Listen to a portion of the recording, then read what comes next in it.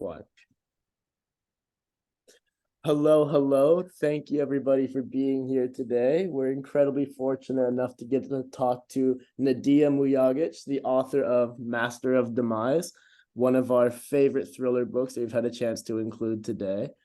And I don't even know where to begin. This is one of those stories I read it on a plane, and when we landed, I couldn't put it down. I was struggling through customs with an open book. And I ended up finishing the whole thing in 4 or 5 hours, which for me is unheard of. It was just so fast paced and so enjoyable. I couldn't put it down. I needed to know what happens. And I think one of my favorite parts about it is that it left with no kind of loose ends. Like I felt incredibly satisfied with how the story ended, for better or for worse. And I think like hats off to you. You did an absolutely wonderful job with it. Thank you so much. Thank you. If I had to compare it to anything, because when Ryan said he couldn't put it down, I totally found the same. I finished it, I think, in 1 or 2 sittings. The previous book that we had, we interviewed Rachel Baudelaire, who wrote a lovely thriller with a beautiful romance and everything through it. And I described that like being hot, sweet tea for the soul. The Master of Demise was much more like a prolonged panic attack. It's just... But oh my God, I could not put it down, especially given the unreliable narrator all the way through it, not like trying to figure it out. I was messaging Ryan while I was reading it, trying to figure out who it was because he'd already finished it. And I think I went through the entire cast before I finally got, I was like, right, I think I've got it now. So I think the first thing I'd like to know, because Master of Demise wasn't your first book, Nadija, so tell us a little bit about your journey to Master of Demise, where you started, because I know you started in a very interesting place, where you started and how you got here. So I actually started writing when I was 6 years old. I was writing poems and short stories. And then, I sort of like stopped my writing, I wouldn't say journey, but so when I came to the US, I was 19 years old, and I decided to study creative writing and literature. And so just before I moved to the United States, I actually lived in my native country, Bosnia, where I spent, most of my childhood in the war, so, Yugoslavia broke out and there was like a really vicious war, going on. So when I came to the United States, I had this like burning desire to tell my story about the war. So that project took about 20 years because it was so painful to actually write about it. Wow. And then, I was encouraged by other people to continue writing, and that's something that I enjoy doing. So, just like ideas started like coming to my head, like, oh, maybe I should write a story about this or that, so yeah, this is how my, like authorship journey began. So it started with a memoir, and then I published another memoir, and then a women's fiction about the Bosnian War as well. And then I wanted to write literary fiction. And so I wrote this book, The Brilliant Mirage, about a guy who was like hunting for diamonds, left over from World War II. And so when I sent it to my editor, I was like, well, I really want you to edit this literary fiction novel. And she was like, this is not literary fiction. This is a psychological thriller. It's like, oopsies. Yeah. And so then, when you start talking to other authors who have been very successful in their writing journey, I've heard that, you should stick with with one genre. So given that I've written a psychological thriller, I decided to stick with that. So yeah, the next book was The Exchange, and then The Master of Demise. Then I published just this year also Lottery of Secrets and a short Christmas novelette. So that's it. That's how I think that's enough to be considered prolific. So that's how many books then do you have under your belt now? I would say, about 10 right now. And I'm in the process of writing the the second book in a series, lottery series. So I'm hoping to have that published in March. Oh, fantastic. Putting them out pretty quickly then. How long does it usually take you to write like a single book? About 2 months. Wow. So I try to write, yeah, I try to Is write that every from start to day. finish? Well, the thing is, like, I think about it in between. You know, I think a lot about what's gonna happen, you know, like, doesn't make sense, you know. I put a lot of effort into like crafting my story in my head before I actually sit down and write about it. Yeah. So I really think that helps me, because when I sit down, like, the words just like come out of me. The characters sometimes just like speak to me, and they take their own turns, and they're like, oh no, I don't want to do that, I want to do this, you know. I'm like, Oh, okay, yeah. well, you know, that's gonna screw up my, you know, plot line, but whatever. So it's, you know, for the most part, it's a very predictable process, but once I sit down, like, there's some like twists and turns that happen, you know, during the process. So yeah. No, of course. So then does that mean whilst you're writing a book, you're already thinking of the other one, or do you like hyper focus on one book at a time, or is it you've got like different 8 different stories in your head at once? Yeah, no, I try to hyper focus on one, because I really don't like plot holes. You know, I don't want my books to have any plot holes. So I try to think about all the details of that one book that I'm writing. What I do think about is new ideas for new books, you know, like, what do people like? What type of tropes do they like? You know, is it about a lost kid, a kidnapped kid, or is it a couple going like on a vacation and somebody gets killed, you know? What is it, you know? So I think I do really focus on the book that I'm writing at the moment, and then just like trying to think about, you know, new ideas. But I don't focus too much on those ideas, you know. So yeah. That's fair. That's really cool. I think most writers are kind of similar in that you've always got ideas just coming out of the blue to you, and you've got to record them somewhere. How do you record yours? Have you got a notes file on your phone or something that you write it down? I don't record, no. So I do plot my novels. I sort of, it's almost like a chart, you know, like, this is the main character, this is the antagonist, these are side characters, like, how do they interact, like, what's the what's the tension here, what's the you know, conflict. so I think of like climax, resolution, all of that, you know. But I think I start with characters, and then, so I think to have a novel, you really need to have a lot of action. So this happens, that happens, you know. I do like my books to have action, as opposed to just like run on descriptions and stuff like that. So yeah, so that's a large part of my sort of like plotting, like what happens in the book, you know. So, and following up from that, because Master of Demise, one of the things I absolutely loved about it was that the whole thing took place in like a week and a half. Is that is that commonplace for you? Because that was what I think part of what made it so engaging for me is I would think back and I was like, wait, it's Friday. This happened on Tuesday. How like how can this man's life fall apart in like 48 hours to the extent that it has? I think the reasoning for that is that, so everything happened to be sort of like a bomb, you know, like an explosion at the end, you know. I you know, like, so for me, like, the main character didn't have a chance to respond or to reflect on things that were happening, you know. So I thought like a condensed timeline would like emphasize that, you know. So everything happens like so fast that he just can't like reconcile what's happening, you know. That's a good point. Like if he had a few weeks, he could have sat down, kind of thought it through, figured out his actions. But yeah, because then you have the police showing up in the at his office and all this. He has no time to actually sit down and think. It's a really good point. So I think that was the main sort of reasoning for that. So, you know, like when it rains, it pours, you know. Like when shit happens, it really happens, you know. So that's what I try to emphasize for Mitch, you know. And does he deserve it? You know. Oh, absolutely. Yeah. No.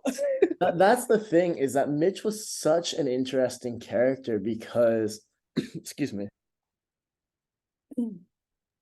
because just he wasn't likable at all. There were so many instances where he really could have helped himself, but he didn't. Like there's so many instances where I'm sitting there like almost yelling at the book, like do this. It's like explain what's going on. Why are you hiding this from your wife? Like all of these things are just gonna like the foreshadowing and all of it. It was like on one hand you saw it coming as a reader, but on the other hand you're just sitting there like frustrated that he's not owning up to anything. He's not acting the way that, obviously we're not in that situation because you can put the book down and breathe, but it was frustrating to see it play out how it played out at times. Like, come on, do better. And I think I tried to sort of portray the traits of a narcissistic person, Yeah. So they think they have this grandiose persona, but deep down they're very, very insecure, I don't know if you recall, but he was like, I'm cheating on my wife, but I'm really afraid of losing her. It's like, what is that juxtaposition, So I was trying to sort of like portray, because every psychological thriller has this like component of a messed up person, or character, so in this case, like Mitch is a psychopath, narcissistic psychopath, right? So yep. Well, I think especially like paired with like him being afraid of losing her whilst he's cheating, and at the same time he's like stalking her with I forget his name. Miguel, I think. Oh, yeah. Miguel. Oh, the yoga instructor. I thought he was the killer for a little while, Yeah, but remember, like he wasn't the one, like he wasn't involved. We find out lovely. what he is, it's like, well, just eliminates another person, When you wrote it, was it always going to be Mitch is the guy who's like, Mitch is essentially, victim's the wrong word, it's also kind of the right word. Was it always going to be that Mitch was the guy that had all this happen? And oh gosh, I apologize for forgetting off the top of my head, but was it Daniel? Danny talking about the janitor. Was it always by the way spoiler alert? Yeah. But but when you wrote it, was it always Danny? So yes, however, I wasn't sure how to write that in the book. So midway writing the book, I was like, oh my God, I can write it from a different POV and like disguise as to who it is. And I've seen really messed with I've seen that done in another book by Alice Feeney, His and Hers. Right. I was like, you know what? I could just do that. And it worked fine, I hope it worked fine, but yes, so it would have been him like all along. No, that was it. Sorry, Ryan. If you go, so when I finished the book, I went back and read the intro again because I kept coming back to the intro, trying to figure out who it was. And think, like an intro, like he burns the stuff in the bath, he gets next to his wife, who he loves dearly, and everything. And so all these things that are very, very common to what Mitch does. And I was like, all right, that's him. And I just assumed that Mitch was the killer from the start. And I was like, that's really cool. We'll see it all fall apart from his perspective. And then as it went on, I was like, wait, hold on a minute. You never learn the name of the person who's in it. None of the details are exactly matches. It's slightly off. And I was that really, really threw me. It kept me on my toes through the whole thing because it was so clearly established at the start who the killer was in my head. That once I knew it wasn't Mitch, it was anyone. It could be anyone. Yeah. I think from my perspective, when I was reading it, a lot of times when I read books that have multiple perspectives, I find myself like kind of speed reading one section to get back to the perspective that I enjoy reading. And don't get me wrong, going back into the past, it had its moments. I was like, okay, we need to get back to what's going on. Like this just happened. But at no point did I find myself like it all added to the story. It all increased the tension in like a really nice way, because every chapter, what was it? It was italicized. Every like one of those italicized chapters in the past, for me, I was using as like, okay, where's the clue here? Who's the bad guy? And I Yeah. never find it. It wasn't until the end, and I was like, oh, like Yeah. like one of those real, Right in like, front of you. it was just right there the whole time, and I missed it one time after another. Yeah, no, I mean, there are so many bullies out there in the real world, you know, and Yeah. I was bullied myself when I was like in middle school, and I Uh-huh. think like that sort of like motivated me to write this book, Yeah. the guy got what he deserved. I was sort of like vicariously through this character, and not to mention that I've actually worked in academia for like more than a Yeah. couple of decades, and I've met professors who are like super narcissistic and they think so highly of themselves, And they tend to rise, right? They tend to go up the ranks pretty quick. Oh yeah, absolutely. And so I try to write books that are sort of like on a more realistic side, Uh-huh. And I've read like a lot of far-fetched thrillers, sort of like popcorn thrillers, but I really like writing books that are, oh yeah, this could really happen. This is really based on Uh-huh. a character that could be living out there, somewhere. Yeah. So, That was part of the pull, part of the intrigue, was that none of this was completely out of the blue. mhm. Excuse me. And that was the reality of it. I do have one quick question, because the way it ended, like you had Wiz and Bulldog, I believe his name was. Yes, Bulldog. But Bulldog moved away. Is there a sequel where Bulldog gets what's coming to him? Well, Bulldog, he got his shed burned down. Yeah. Bulldog had a really bad time of it. Right. Yeah, he got some of it. He got some of it. But yeah, Ryan just wants more revenge. I just want more revenge. I think it's brilliant. yeah, no, he just got his shed burned down. But yeah, I think that was enough for Bulldog. Whatever. You can't, like, a writer, I can't just like be so vicious, So yeah. See, to pick up on something interesting that you were talking about, writing thrillers that are more grounded in reality, more relatable kind of thrillers. It's not that this guy's like an action hero or anything. He's an academic with a ego that's out of control. Everyone knows someone like that. I thought that was what made the most effective scenes for me were the ones that were very, very uncomfortably realistic between Mitch and his wife. Is it Emily? Emily, yeah. Especially, like, I think anyone who's ever been in a long-term relationship has had a silent car journey after a fight, or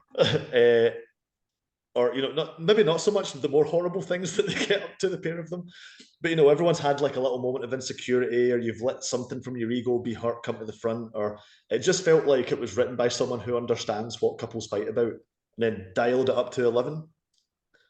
But oh my goodness, the scene, I won't go into details because this is going on YouTube, but no, there's a love scene between Mitch and his wife, which is really, really horribly uncomfortable to watch. Like, it feels like you're watching something really horrible go down. Yeah, I know what you're talking about. Yeah, like where they go to bed and it's not very nice. That was so horrible to read. Like, did you ever get like the heebie-jeebies writing stuff like that? Yeah, no, I mean, that was very painful to write, honestly. I felt Yeah. it had to be there, and when, I don't know if this is gonna be a spoiler alert, but when Emily, Or past spoilers, yeah. The full spoilers. Yeah, I was gonna say, if you've made it 20 minutes into the interview and you haven't read the book, go read the book. Yeah, go read the book. Yeah, so yeah, when Emily died, I actually cried. Yeah, man. I cried. Was she Like, what is this? What is this wet stuff coming out of my eyes? Yeah, no, I mean, I just felt so bad for her, after I write a book, like, these characters live with me, so I think about them. It's like, oh, poor Emily. It's so weird. Yeah, I really wanted her to get away and be like, get out of there, girl. he doesn't. Oh God. It was one of those things where it was, again, like, going back to just how like preventable all of this was if Mitch wasn't as narcissistic as he was, because like that was what made, in my opinion, from my perspective, what made Emily's death so bad was that it was just completely avoidable. Yes, Like yes, yes. it was completely avoidable if he had just communicated. Like it was so baseline, but even then, like it was too much for him. And Yeah. that period of kind of what felt like weeks when you're reading it, but in reality was probably like a day in the story of just like Mitch just drinking and watching TV and his wife's downstairs. He's like, "Oh yeah, this is fine. Like, I guess this is my life." What is going on? What do you mean? Nothing's fine. None of this is normal. Like, call the police. Call Yes. the police. It was the I hated when Emily died again, because it just felt like if he would have just reached out, if it had just been. But then I think the satisfaction of seeing Mitch's life fall apart was that this wasn't just 1 week where everything fell apart. It's like his entire life he had been stacking up gunpowder, and then it all just detonated in this 1 week. It was very satisfying. Before we started this interview, we'll go over it again. Me and Ryan had mentioned how we both kind of felt quite relieved at the end when Mitch's house burns down and he just accepts it. I was like, oh, thank God, it's finally over for him. Like, Well, I he had really thought that nothing he was going to to live stay for. alive. I Yeah, thought he was going to be in agony for the rest of his life. he had nothing to live for. He lost his Yeah. job, his wife died, like everything is gone, Well, it was also like just the fact of I believe it was this where he out of nowhere he's like, "Oh yeah, my mom died years ago. What are you talking about?" And it's like, "What, you don't Yeah. like you've been married to someone for years? You just like don't mention." Like I know. Yeah, that was messed up. I thought that would be like fun to throw in there, honestly, well, because I think that's what it was like it felt like it was just like on a whim, like, "Oh yeah, let's just." yeah, it's like such an asshole. Like, why can't you like share like the death of your mother with your wife, Yeah, so I mean, it's just to portray like how he just he's not grounded, with reality. It's just like he's so out there. But Yeah. then That was sorry, man, on you go, Ryan. no, I was just gonna say because like, coming back to what you said about he has nothing to live for, it really was his work, and then once that kind of went away, I feel like his demeanor in the story changed because that was when the drinking really started and all of that as well. And I think he was like at some point he was hoping for some sort of redemption, but then he realized Yeah. it was too late. I don't know if you recall that, but towards the end, it's like, nah, I'm screwed. I remember thinking, because I love a redemption story. I'm a sucker for a redemption story. And whilst I was reading it, I hadn't yet figured out the bully was Mitch. The guy doing the bullying. I thought he was the victim. So for a little while, I just thought, God, this guy's so messed up. This is such a shame. If only he could open up and his wife could help him and get over it. And nope. Once I found out that it was the other way around, I was like, he's always this has always been coming. This has been coming for a long time, probably. At no point did I connect Wiz and Mitch. And I feel like, and it's one of those things where it's like I look back and I'm like, how did I not make that connection? But I think it was really subtly done. Like, because then you look back and after knowing, you read it's like, oh well, obviously, like this connects. But yeah, no, it's like you said, it's just been years and years of karma built up at that point. Yeah, absolutely. Yeah. So a bully gets what a bully deserves, I think that's sort of like the bottom line for this book. Yeah, I think that's what changed it from just a revenge story to almost like a karmic revenge story for me was the twist.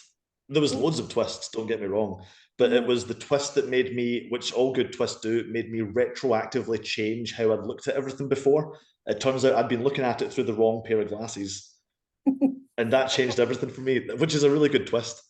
See, so I wanted to ask you, when I was reading Master of Demise, I got such a dark vibe from it. And I listen to music when I write and I try and set the music to the vibe that I'm going for. So do you listen to music when you write? And if you did, what? No, not at all? No, not at all. I just need that silence when I write.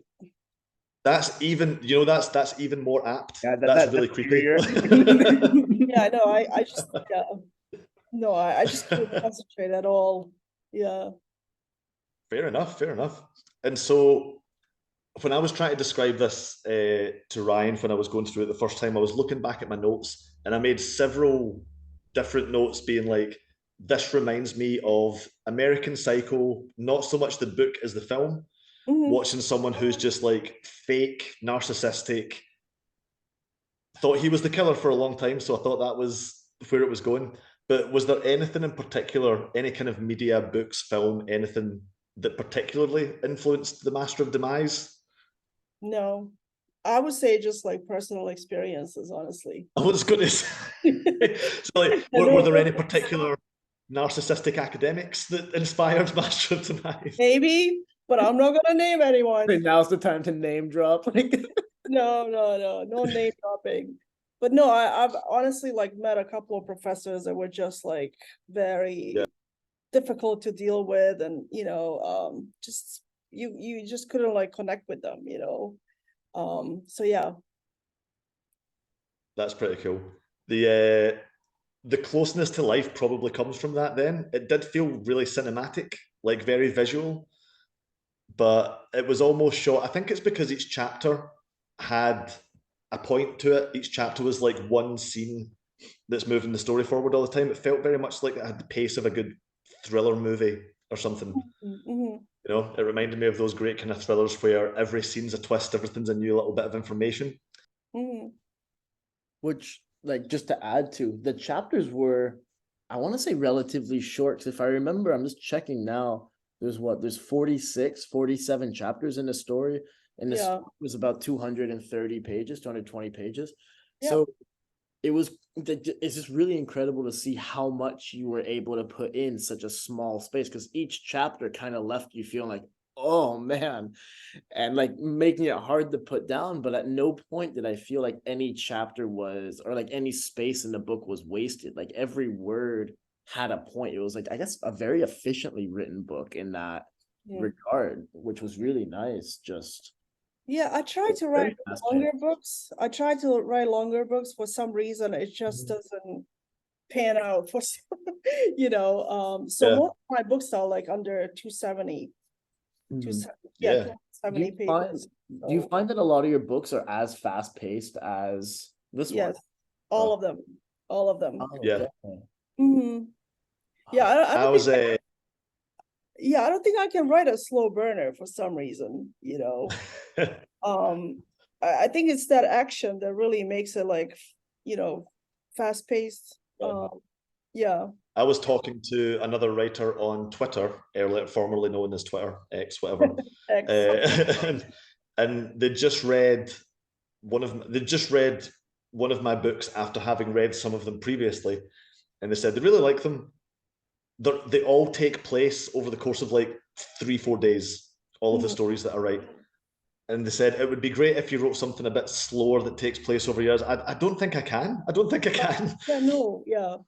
Yeah, and I was like, I think probably you're the same. I like to write very fast-paced stories where it takes place like event to event to event. Anything in between that I would skip, just don't bother writing it.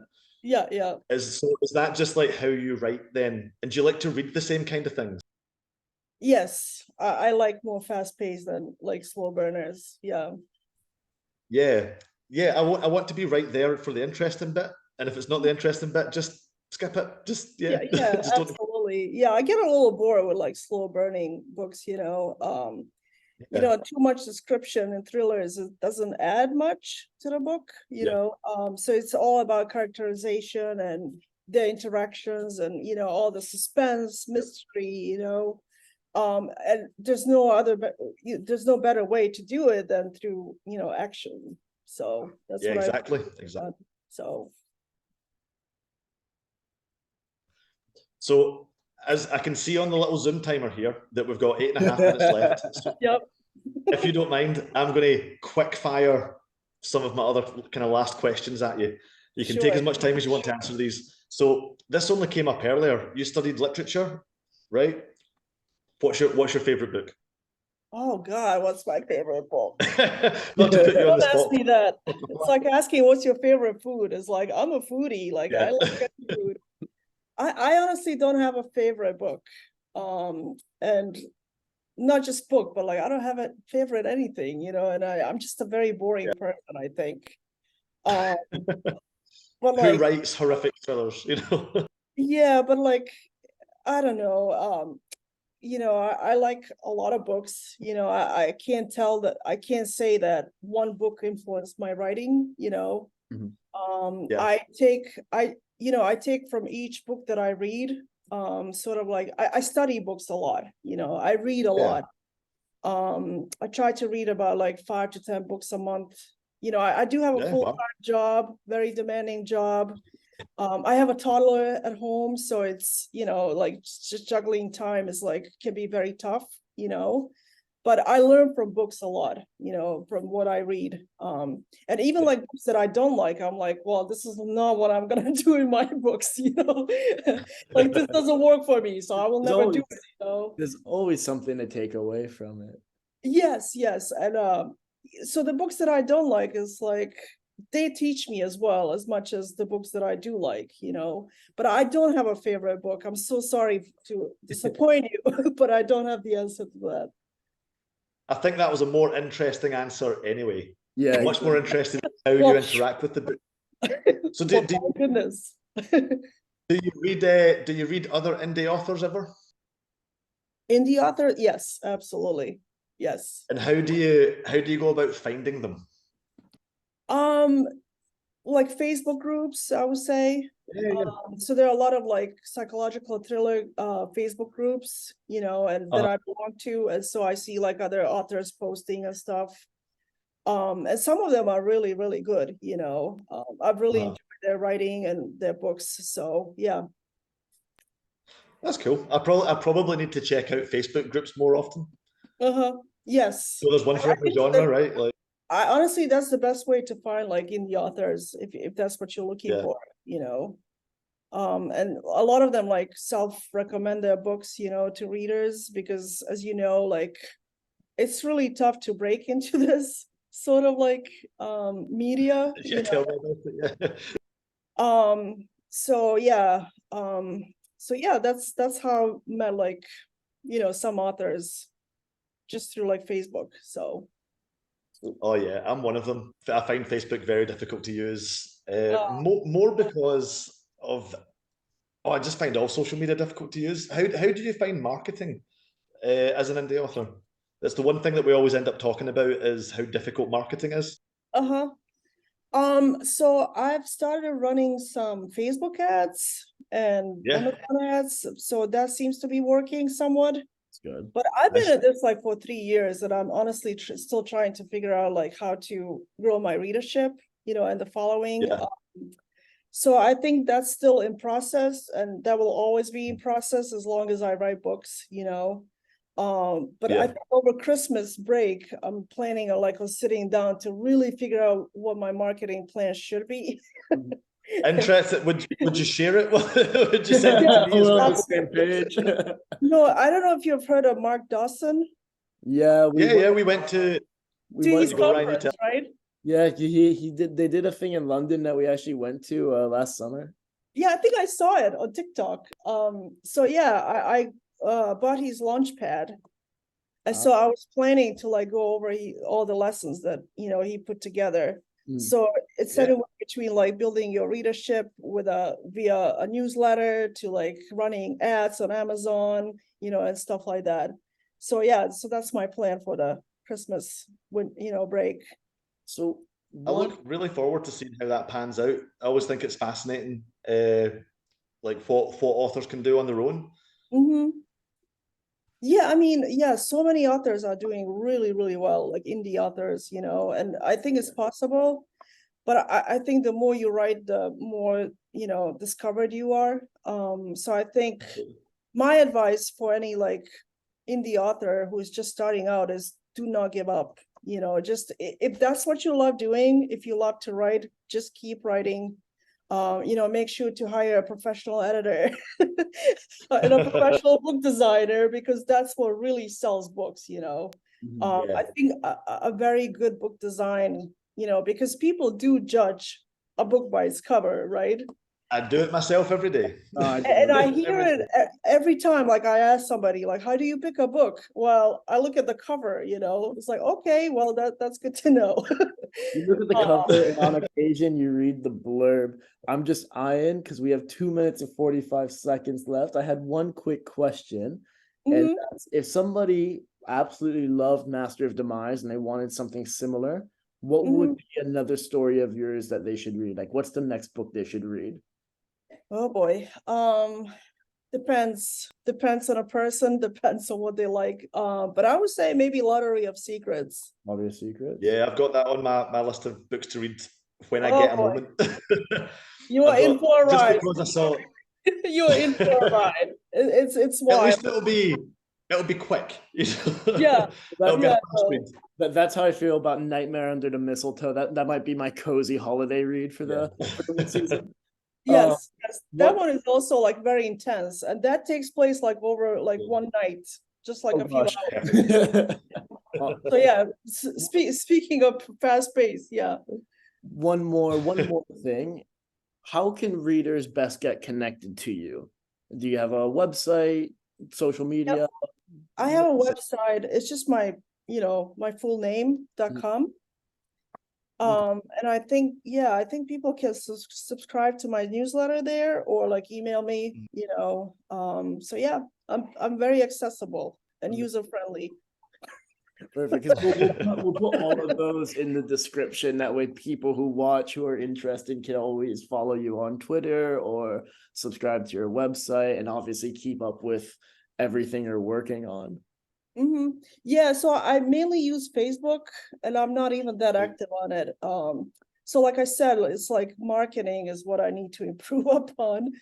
And really be more engaged, with a full-time job and all the like responsibilities at home, it's really difficult to carve out like, a lot of time to marketing. So yeah. But unfortunately, on that note, we are out of time here. I've got a timer. We got like 40 seconds. So Okay. thank you. Yeah. So thank you so much for joining us and participating and talking to us about it.